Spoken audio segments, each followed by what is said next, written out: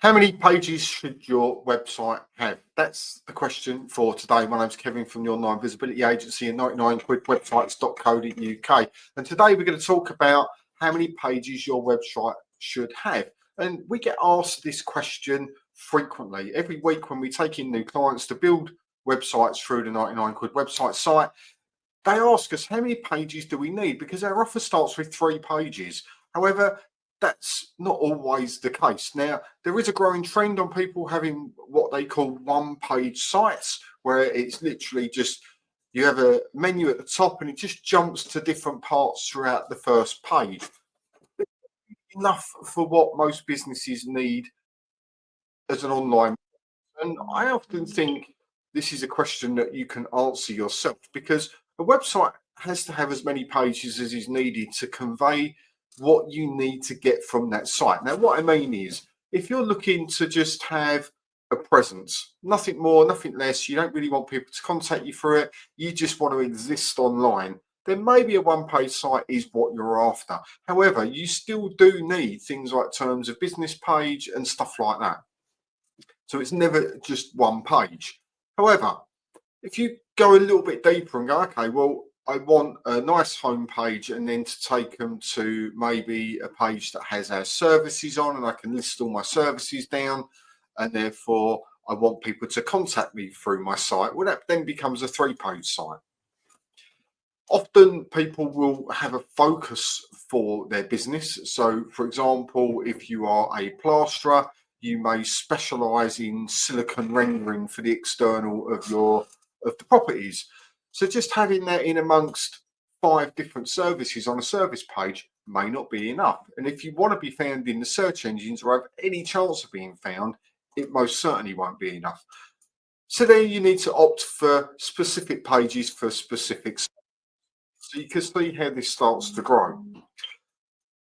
When you get past the, okay, well, I've gone through all my services, I've got my home page, and I've got my contact page, what then starts to differentiate you from a price point to somebody wanting to engage with your business for a reason?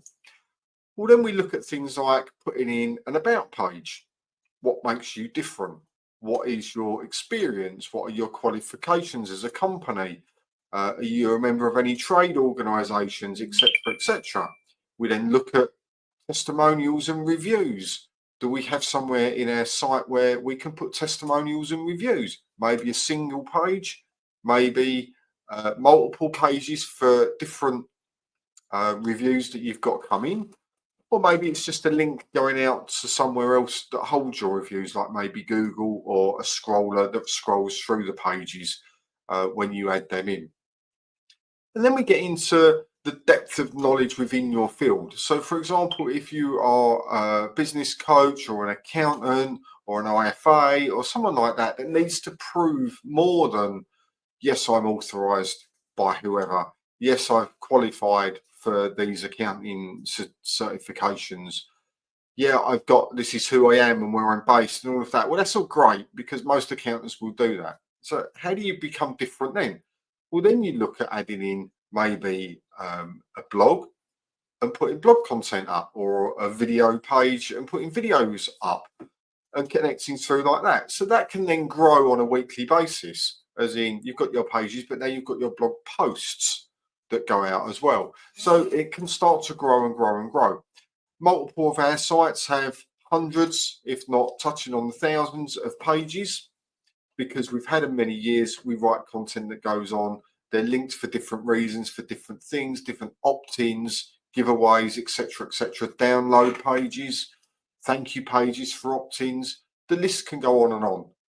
However, when you're starting out, and this may well be you thinking of the first time coming online, sitting there going, wow, a 100-page website, it's going to cost you a fortune. You're absolutely right. It will cost you more money than probably the Royal Mint's holding right now. But you don't need that. What you need to do is you need to consider where you start and the journey of you progressing as you go forward. We often tell people to start by thinking about a 3-page website, and then maybe adding in a couple of service pages, and then over some time adding in as you go along, because a website, when you first build it, really is the foundations to you being online. It's not the finished article. It never is the finished article, because there's always a way of improving and increasing the presence that you have in your website. Services change, you add services, you take services away. Maybe you've got a team page, you want to showcase your team members, your management, your delivery drivers, so people know who's going to turn up on their door. There's many, many different things that you can do on a website, and it gives you the scope to be really, really flexible. And that's when it comes down to actually having a frank and honest conversation with your web developer. And we have these every single week. In fact, I've just finished a conversation with a new client coming in, doing exactly that, where they've come in, they've said, I want a 3-page website. Why do you want a 3-page website? Well, I want my home and services in it. Do you want to be found for anything specifically? Well, if I do this, that's where my good work comes from, my cream work comes from. So I'd really like to be found a bit more for that. Well, then you need a page that actually gives them more information about that specific service. So if they've landed on your homepage, they want to know more about that specific thing, then they can find that information and then they can contact you. So it's really down to you communicating properly as to what your objective is for the business and taking that forward into the development of your site. So unsurprisingly, is there a specific number of pages to have on your website? Absolutely not. It can be as big as you need or as compact and streamlined as you wish. But remember, the results you will get in the search and conversion is based on the quality and the content that is found in the way that you present it. So if you go for sparse and compact, then your results coming back to you through your website may not be that high. If you go for a more in-depth website, or certainly a plan to create a more depth in a website, then your results will be far greater. And if you go a full out, all singing, all dancing marketing website, then that will help escalate you in the search, build more confidence with your clients that are looking for you, and therefore turn conversion rates up, and therefore you'll earn more money for it. So that's the answer for today's question. Hope you've enjoyed this. I'll see you on the next video.